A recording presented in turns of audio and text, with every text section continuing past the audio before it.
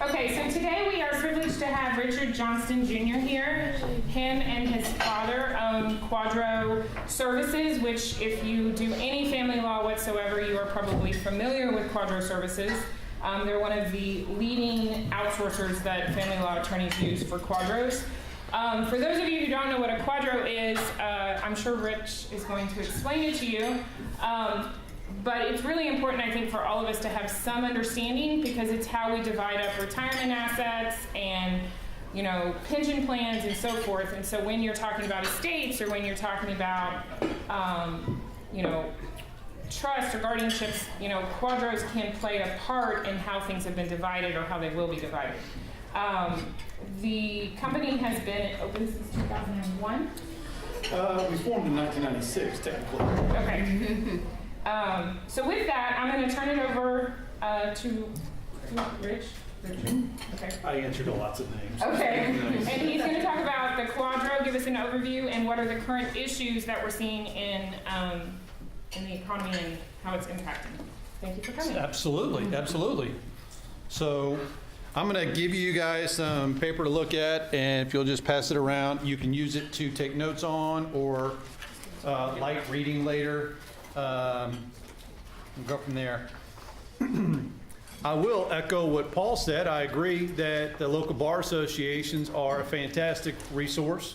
I get the privilege to be able to speak to local bar associations around the state, and I just think they're a vital resource. And so you guys keep up the good work.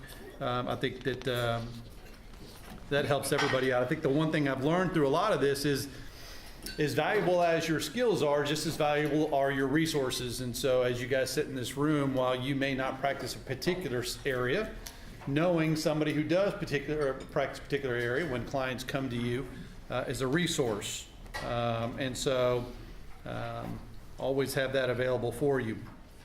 All right, so QDROs.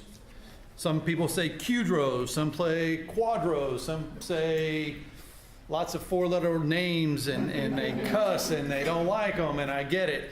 And so I'm glad that you guys feel that way, because then ultimately when it somehow it lands up on my desk. And so what I really wanted to do is just take a moment. I know that not all you guys get to deal with these devils. I'll try to make it a little generic if I can. And then as questions come up, let me know. Usually your question is valuable to somebody else, and so anyway, I fully welcome questions. Now, just kind of give you guys an idea. My name is Richard Johnston Jr. If you call our office, they will ask you junior or senior. Okay, my father is senior. He's in the office. We both do this along with the staff that we have, and so oftentimes I will get phone calls, and they will get right into either calling, and I have to wait for them to take a breath to make them to say, hey, hang on, I think you got the wrong Richard, and let me get you over there. And so anyway, just to kind of give you an idea. QDROs.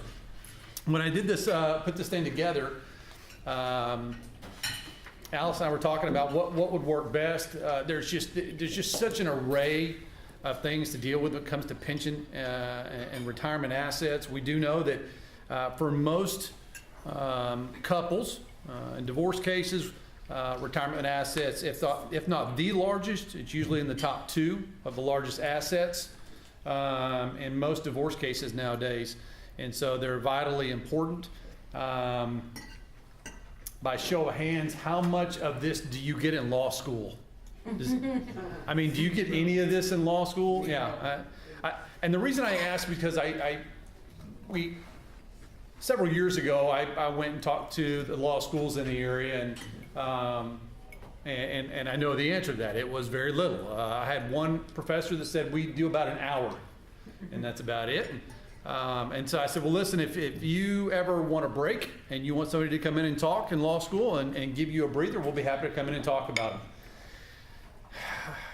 I get it. There's not enough time to get through all the stuff you need to get through in law school as it is, and so if I ask to do that, they're certainly generous, but then it's quickly, hey, I don't have time to get through the stuff I have, and so we move on. So what happens is you come out of law school and you get into your first family law case, and then there's retirement benefits, and it's like, there's this animal. And so what I wanted to do here is, this is broken into two parts. The first part is about retirement benefits that do require QDROs versus some that do not, because I often get phone calls and it is, I have these retirement benefits, which ones require QDROs? So we have to walk through that. And then the other one, the second half, is just really some of the things that we're seeing in cases that we want to let you guys know about, so that, number one, makes your job easier. And number two, if it lands on my desk, it makes my job easier. And if my job's easier, that means I get it done quickly, thoroughly, your clients are happy, and we move you down the road. I spend a lot of time making sure, to the best of my ability, that we also cover our attorneys, okay? And so we do a lot of case law review. We do a tremendous amount of decree language review, and making sure that you guys have all the tools you need to make a deal, okay? Not that I want to be involved in making the deal, I just want to make sure you guys have the data available to make the deal. And so with that, we'll just kind of real quickly move through this first half, because I'll be honest with you, it's boring. It's retirement benefits, but I just at least want you to have a resource that says if something pops up, you at least kind of got an idea of what to deal with on these things, okay? And so when you see this phrase ERISA, for you tax attorneys and accountants, you guys know what that is, but it's, and so it's what we go by oftentimes when we deal with retirement benefits and pension benefits, okay? Okay. So when we're dealing with ERISA plans, we're talking about what's referred to, you'll hear qualified and non-qualified plans. When you're talking about your 401ks and your pension benefits, you're looking at more of these tax qualified plans. And those are the ones that typically fall under and deal with QDROs. Okay, and so when you have a 401k and the parties want to divide it, you have two options. Okay, QDRO, or you can not divide it.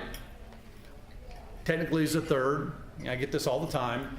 Can the employee take a loan out and pay mama off or pay daddy off and move on down the road without a QDRO? Sure. If you want to do that, you can. You need to be aware there's some tax effects that you want to be aware of. If the employee has left employment and the 401k is still in the 401k plan and they want to split it, yes, you can do it without a QDRO. However, there's some tax impact you guys need to be aware of. Most of you guys are probably already fairly aware of those. But I'll be happy to answer those if you have questions on them. So you want to be aware, my CDFA, okay, good resource. I know a handful of really good CDFAs. They are a vital resource. Use them because they can help you out a lot, especially when it comes to those tax effects. Okay. So 401ks, we know need QDROs. Okay. 403B plans. 403B plans. Okay. Those are plans that are typically reserved for employees of schools, certain hospitals and teaching facilities. Those are defined contribution plans. They have individual account balances like 401k plans, okay? And so those are and can be divisible by QDRO. They technically are. They fall under the 414P section of the code. And so those are divisible by QDRO. So you see those, know that you're going to be dealing with a QDRO if you're going to divide it. 457 plans. 457 plans are usually reserved for government entities, local, state government. Those, technically speaking, are not subject to division by QDRO. However, many states and local governments have accepted and adopted provisions that allow for them to be divided by a QDRO, and so you'll see those. All right, so most of you guys where you practice, when you're dealing with the 457 plans in and around Harris County, Montgomery County, things of that nature, they've all adopted these provisions, so you'll know that you're going to have one like that. Military benefits, one of the more complex retirement assets out there. Technically, it's not a QDRO, but they do divide by court order. And so we can prepare an order that looks very much like a QDRO. But since it is a military plan, it is not subject to ERISA provisions. Military is one of those ones, they got a tremendous amount of flexibility, and it's usually the flexibility you don't like. They do. I mean, they are able to tell you exactly what they want, how they want it, and it is you fall in line or they don't have to pay out benefits. Be real careful when you're dividing these benefits as well. There's some pitfalls. Most of you are probably aware of the 10 and 10 rule. You have to have 10 years of service while overlapping 10 years of marriage in order for the military to make direct payment to a former spouse. Okay? So if you have a divorce case in which you have parties that were married for 5 years during his or her deployment or service, you can split it in your decree, but DFAS, the body that handles all this, will not make direct payment to a former spouse unless they at least reach the 10 and 10 rule. The other issue is that when it comes to dividing this plan, we're all familiar a lot with the apportionment formula. Okay, the Berry formula, as it's referred to in Texas. That formula does not apply when you're dealing with military benefits, because the only time that benefits can be calculated as far as the pension is at retirement. Okay, so you can't calculate the benefit effective as of the accrued benefit as of the date of divorce like you can in other private employer plans. So if you do get into a situation where you've got a military case, okay, pick up the phone and call us. We'll walk you through that. I'm not here to teach you through all that. That is a lengthy discussion. I will tell you that the decree language, as it relates to that, plays a key role. If your decree language is not accurate or faulty, and when I say faulty, if you use the form manual for the state, it will be faulty. That's not a knock on the state documents. It's the way DFAS interprets things. They have different definitions, and if it's not done correctly, you're going to have some challenges. So just don't want to throw too much at you, but as it comes to military benefits, if you'll let us know, call us. We can either provide or prepare the decree language for you for that particular asset, and then we can draft the domestic relations order, or what's referred to as the co-op, and we'll deal with those for you. Okay? Also, as it relates to military benefits, they are now eligible for what's called the TSP, or the Thrift Savings Plan. That is divisible by QDRO. Okay, and a lot of this stuff is in the language here, so don't worry about having to jot any of this stuff down unless you have additional questions or notes. The other remaining issue as it relates to military benefits is they have a separate survivor benefit. Okay, for most private employer plans, you don't have to address the survivor benefit in decree language. However, with the military, you have to in order for the former spouse to get it. And if you don't and you miss out, that's going to be a problem, or potentially could be a problem. There's also a fee associated with that you'll want to let your client know about, because with others, you don't have to pay. Military, there's an additional fee that they're going to charge for that survivor benefit coverage. Federal government employees, you have two plans that are primary for their pensions, civil service retirement system and a federal employees retirement system. And you'll hear them referred to as the CSRS and the FERS. I think it was 1984 that FERS came about. Anybody hired with the federal government after 84 fell under the FERS plan. Anybody before that was in the civil service retirement system, but had the option to change to the FERS when that happened. They both are divisible by QDRO, and so that's good. We like that. We like division by QDRO because it's nice and clean, versus when they're not divisible by QDRO, some similar document, now you've got an enforcement issue, and it is a hassle, and you guys all know about that. Okay? All right, so state and local governments, again, fortunately for us, the ones in and around Harris County and the surrounding counties are divisible by QDRO, or very similar order, and so that's good news. Police and fire department. Police and fire department in Harris County they're just a special kind. They are complex plans. There's a lot of detail in there. If you represent an alternate payee in a case involving a firefighter or a police officer, okay, make sure that you get somebody who understands those plans, okay? We do a really good job at that. I'm not going to sit up here and say we're the only ones, but I can tell you we're pretty good at it, especially as it relates to those benefits. We've been in the trenches on cases with those, and so we're fully familiar with those benefits, but they are complex, and if you're not careful, you can leave a lot on the table, or worse off, you can award something that the alternate pay may not be able to get access to. So we have to be real careful with those. Keyhole plans, you just don't see very much of those anymore. They pretty much phased out. There's some stragglers out there that you may come across. There are usually going to be some more of your mature clients. You're not going to see them in your younger group. The companies just don't offer these anymore. They are divisible by QDRO. If you come across one, we can do that. Not a problem, but odds are you're not going to see too many of those. Number 11, the simplified plans. The answer is yes and no. SEPs just depends on the situation. If you have an employee that is the owner of the company and he or she is the only one that has the SEP, usually a QDRO is not needed. Your decree language is sufficient enough. But as soon as you have, let's say for instance, let's say my company has an SEP, and as an owner, the company's contributing to it on my behalf, but I have employees that are non-owners, and we allow them to participate in that same SEP. Now all of a sudden it becomes an employer-sponsored plan, and typically it needs to be divided by QDRO. Okay, Department of Labor has kind of taken that view, and so when I say that, typically it should.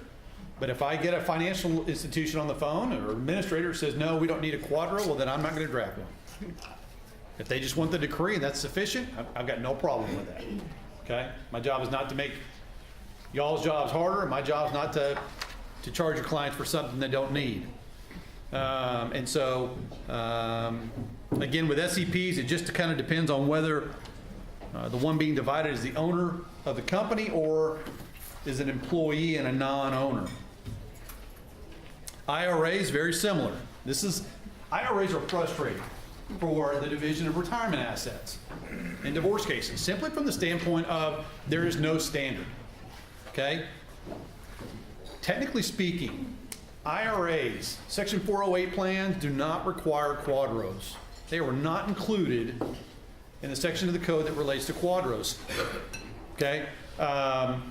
It's clear that they included other plans. They did not include IRAs.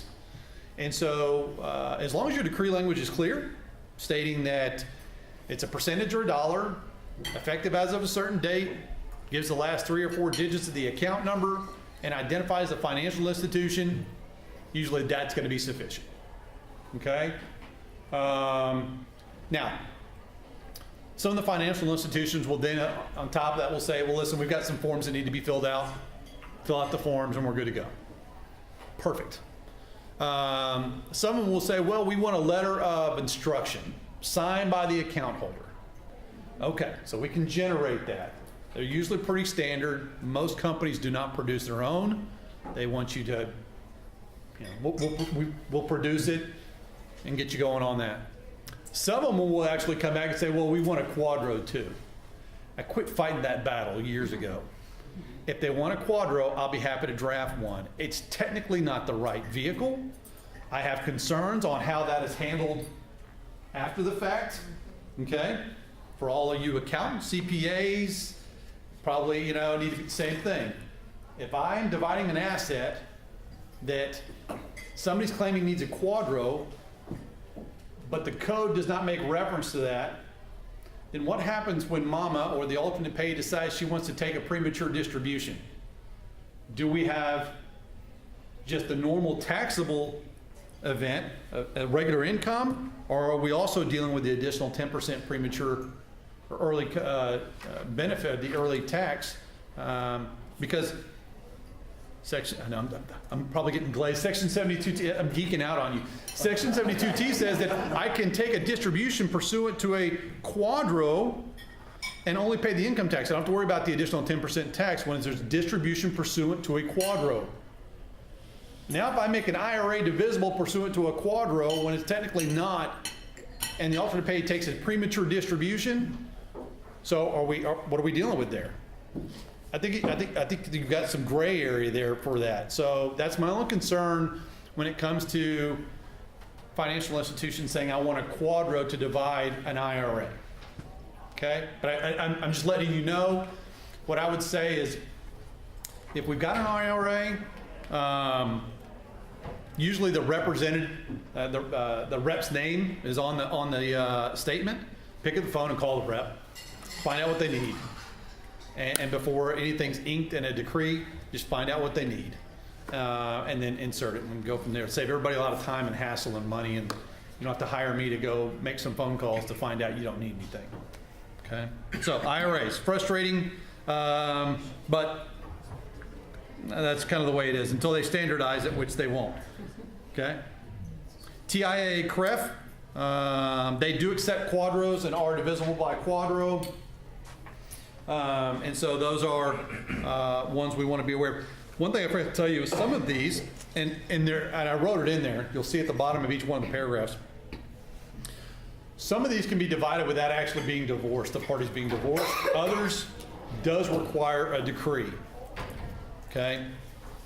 Your 401ks and your pension plans for your private employers under ERISA, technically speaking, don't have to be divorced to divide these assets. Now, 99+% are in the duration of a divorce decree, but we do have cases throughout the year where parties decide they just want to partition the property, but they don't want to get divorced for whatever reason. You can take your partition, reduce it to a court order, get it filed with the court, gives the authority for a QDRO, move on down the line. Okay? They're rare, but we get them occasionally. So I just, and again, each one of those plans are a little different, and we put that in there just so you've got an idea. Okay?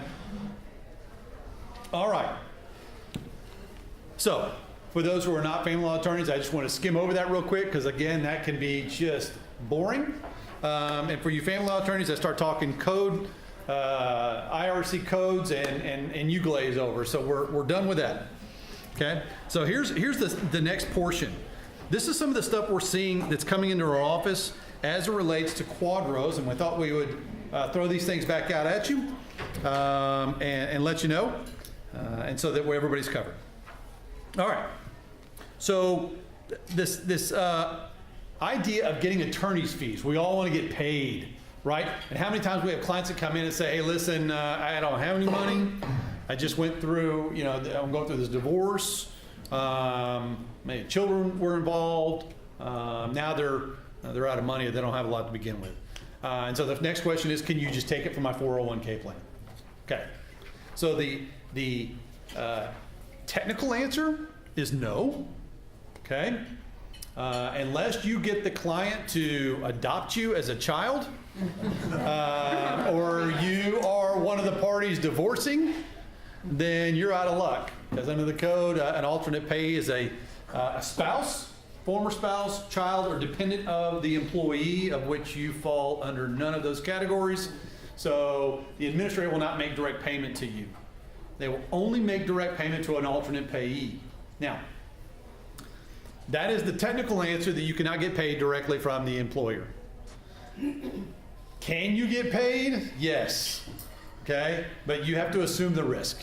And there's a risk. The risk being, in the QDRO, what we can do is, instead of the alternate payee's address, we can put your law firm as the address. We can put Jane Doe, care of, Reagan and Associates, Reagan Armstrong and Associates, and it will come to Reagan's address, office address.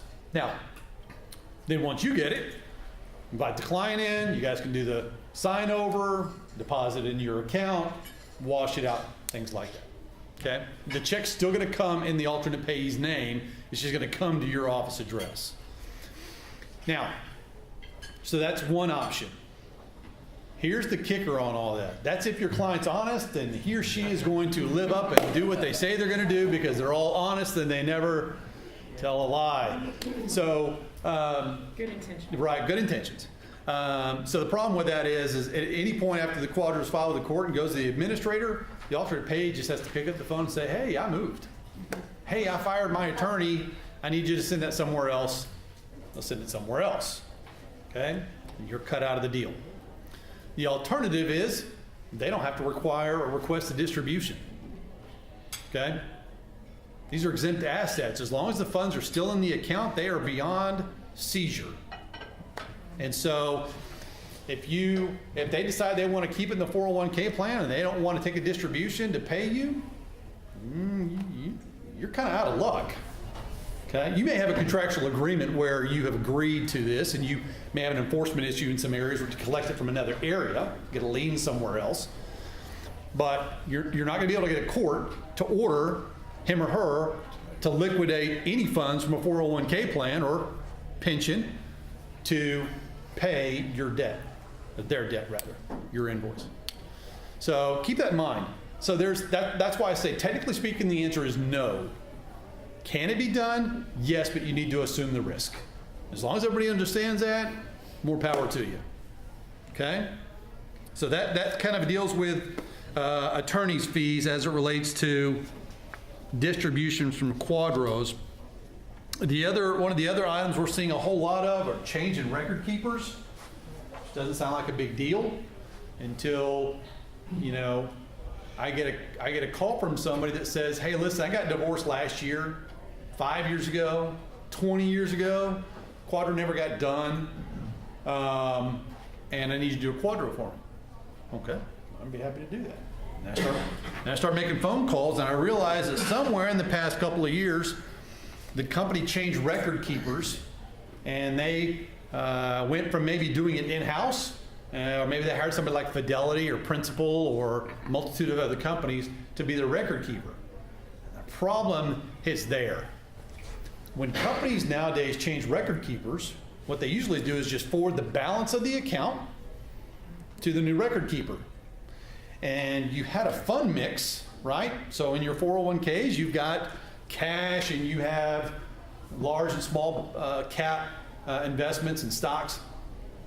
Well, when you change record keepers, all of a sudden that fund mix that you had the options to typically changed to a fund option under a new company. And so the new company starts right there. They take the value and start there, and then they can go forward tracking it and can calculate earnings and losses. But when the parties divided a benefit 20 years ago, and they just had a change in record keeper in the past 5 years, they have just lost about 15 years worth of earnings and or losses that can't be calculated because there's no data. Unless somebody has all of the statements, and then you've got a tracing nightmare. Okay?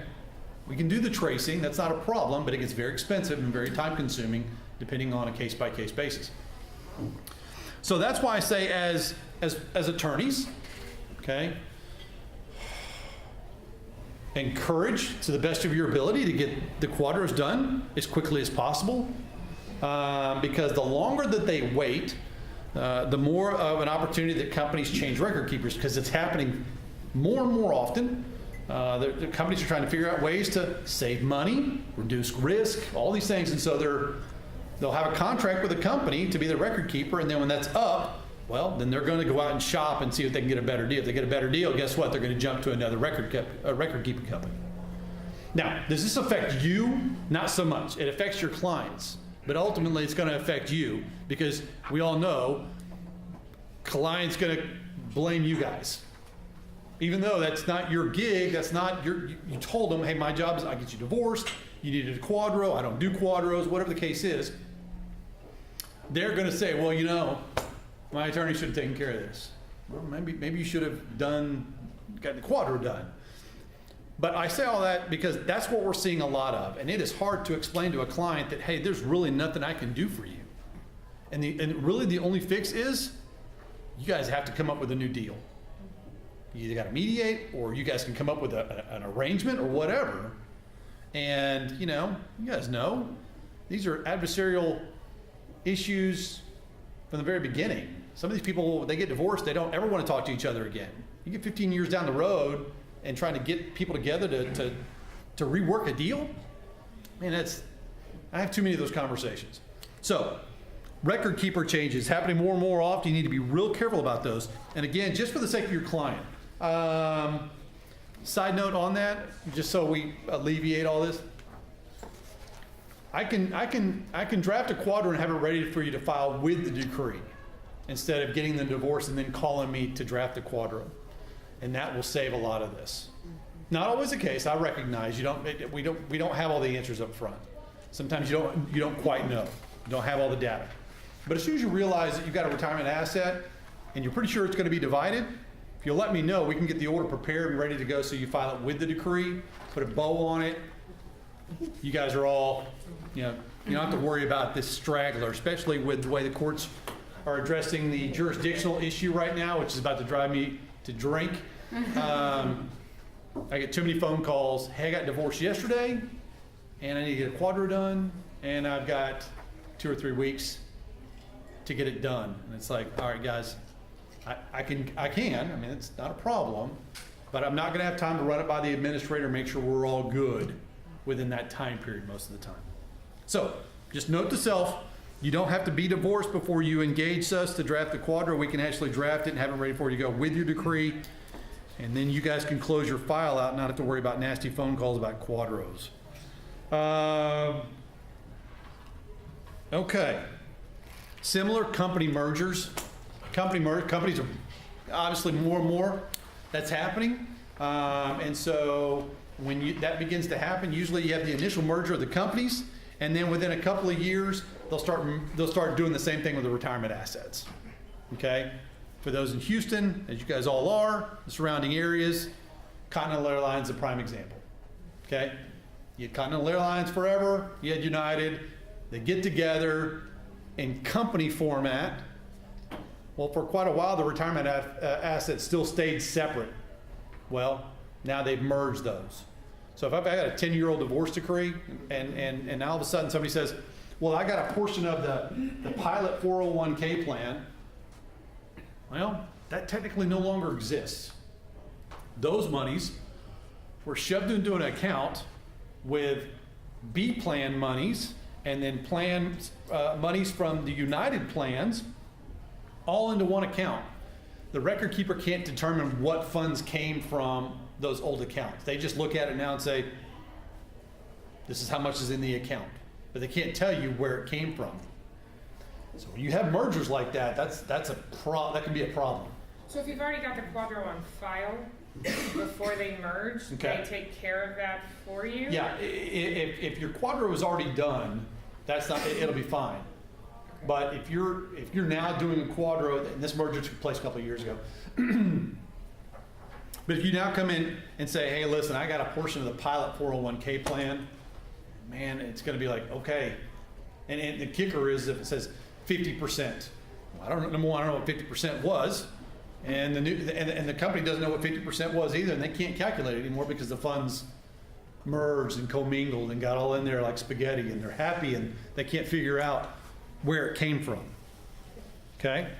So again, company mergers can be a little bit of a challenge as it relates to the division of retirement assets. So you want to make sure that you or your clients, again, get those QDROs done as quickly as possible. The other issue is companies close or they freeze plans. It happens. I'm working on a case right now. We drafted a QDRO, had it pre-approved by the administrator. Everybody was happy. Everybody signed by the court. Everybody's moving on down. We get to the administrator. I got a letter the other day from the administrator that says, we recognize that we should have denied it back on the draft, but we didn't, so we apologize. He no longer has benefits in that plan. because that plan froze. Okay, they terminated the plan, and then they took the money and they purchased an annuity from another life insurance company. So now I've got a divorce decree that says 50% of an asset that no longer technically exists. And so now we've got to start from scratch. I've got to go in and find out, you know, it does sound like it's an annuity. We should be able to do it by QDRO, but I now have I could draft a QDRO that now doesn't comply with the decree technically. So yeah, in this challenge, it's also going to cost our client time and money, frustration, when all was good. Now it's not good. But we see more and more of those. More and more companies, when they freeze these plans, particularly pension plans, or they terminate them, they take the money and go buy an insurance policy. You see this a lot with old Hughes employees, Hughes Oil Tools. They did that with their pension plan, and they bought went out and bought annuities from one of 3 different insurance companies. So you got to figure out which one. So anyway, be real careful with that stuff. Terminating defined contribution plans like 401k plans. That should make everybody feel like a gut punch when you're dealing in a divorce case, because now all of a sudden they freeze those things or they terminate them. Now you got an issue, because a lot of times the companies will say, hey, listen, you've got 60 or 90 days to move those funds. And so they'll kind of force them out, especially if a company's closing. So now the monies can move. Okay, and you got to figure out where they went. Okay. Of course, and that leads to account liquidations with defined contribution plans. And you see that more with defined contribution plans, the account liquidation. As soon as an employee leaves employment and there's not a QDRO on file, whoever the employee is can cash out, go buy a house in Mexico or whatever. And it happens. And once that happens, now you got a whole nother headache. That's another reason we encourage you, if you can, let's get those QDROs done and prepared so that we file them with the decree. Because when an employee is married, these plans are supposed to have the alternate payee of the spouse's authorization on loans and liquidations. Supposed to. Not always the case. So we can try to minimize that. The other option is as soon as you have a divorce decree, and if there is no QDRO, you can always submit the decree to the plan administrator and ask them to review it as a QDRO. Okay, now you've got a court order. At that point, they'll freeze the account. It will be denied as a QDRO, but then you have time to get a QDRO done while the account's frozen. But if you don't, you leave that open, you open yourself up and your client to risk. Okay. Let's see. The second one there, the number 3 bullet, is a repeat. Forgot to take that out. Okay. And then on the back page, this is the one we're challenged with the most lately, and I'm sure it's just as frustrating to you guys. A lack of information. A lack of information. I know that it's not always easy to get discovery or get information. I recognize that. But when I'm being asked to draft QDROs or similar documents to divide retirement assets, a lot of times I can back into it. Okay, got enough background, we've got enough data in our system, in our office to back into it. But sometimes I can't back into it. And I hate having to tell a client, yes, I recognize your decree says that you got 50% of your retirement, your former spouse's retirement assets. But I don't know what that is. Well, he or she worked for, okay, that's great. But that still doesn't tell me what it is. Is that the 401k? Is that the pension? Is it all of it? Is it, I think I gave I can't remember if I get the example in here. Lockheed Martin. We often get decrees in the pretty standard language that says, alternate pay is going to get 50% of the retirement benefits as a result of so-and-so's employment with XYZ company. Okay? So I get that with Lockheed Martin. Lockheed Martin has 12 defined contribution plans. And then they have another, if I recall correctly, 10 or so pension plans as a result of mergers and acquisitions where you work with the company. So what do I do at that point? Well, I don't know. I get 50% of all those retirement benefits. Well, we don't know what retirement benefits they are. And how am I supposed to find that out? Because husband or the employee, whoever, is not going to likely hand that information over to me. And the only way at that point is I start drafting QDROs, which means somebody starts paying me money, and we're going to go through a lot of people's money before I find the one that actually works. It's going to be it's going to be a nightmare. And so getting that information up front is vital so that we at least know what retirement benefits we're dealing with. And I know that's not always easy, but when I get decrees that are fairly generic in the decree language as it relates to those, and then the client doesn't understand why I can't fix it, make it happen. And I want to say, hey, listen, I get what you're saying, and you're probably right, but man, if I draft this QDRO and I get questioned on it, if I'm called into court and I'm asked to testify on this, you're not going to like my answer. I'm just making assumptions, and that's not going to work for anybody. So if you can, do the best you can about getting that information. One thing also is, some of you guys are probably aware of this.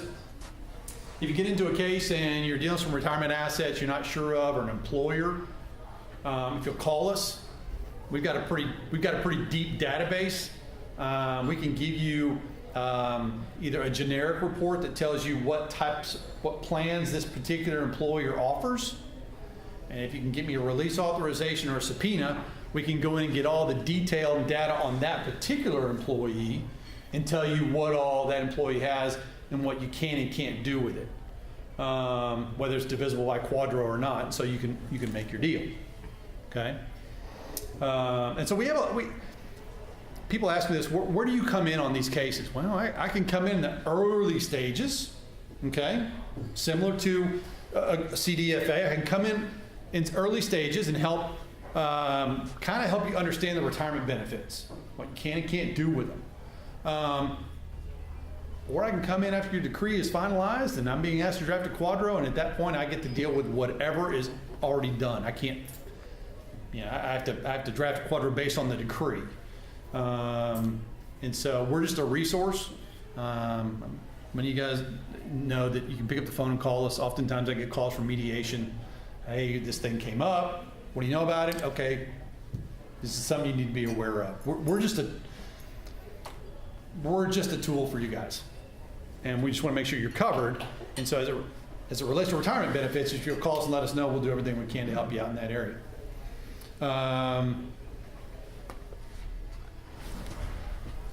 That's pretty much it for the most part. I mean, I say that there's a tremendous amount of information when it comes to this stuff. I just don't want to bore you guys. You still got to go back to work. Yes? On the second page you outlined, you said under 401ks that parties need not divorce or be divorced in order for benefits to be signed an alternate payee. And then later you said alternate payees don't have to be spouses, they can be children or grandchildren. Yeah. So if I get some high net worth client that doesn't need his 401k money, he can do a QDRO that assigns it to his grandchildren and gets taxed to his grandchildren. If you have a court order, and that's the basis. The basis is the QDRO can be prepared, but it has to be pursuant to a court order, and that's defined in the code. But it doesn't say that the decree. It says a court order. It does not say a divorce decree.